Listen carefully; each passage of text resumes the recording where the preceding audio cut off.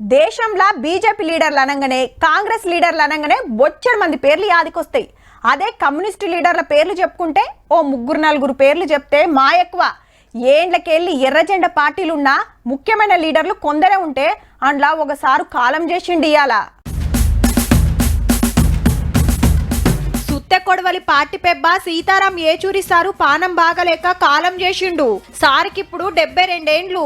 ఊపిరితిత్తులు కరవైతే ఢిల్లీ పెద్ద దవాఖానలా వైద్యం జరుగుతుండగానే జీవోయింది. మద్రాసులో పుట్టిన సొంతూరు ఆంధ్రల కాకినాడ. చిన్నప్పుడు మన హైదరాబాద్ లోనే అక్షరాలు దిద్దిండు.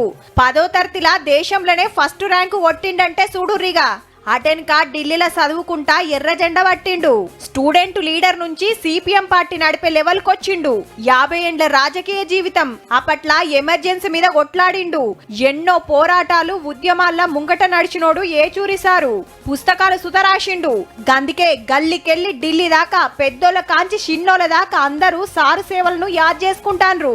కామ్రేడ్ సీతారాం ఏచూరి సారు కోరుకున్నట్టే ఆయన డెడ్ బాడీని మెడికల్ కాలేజీకి ఇస్తుర్రు ఇంటోళ్ళు.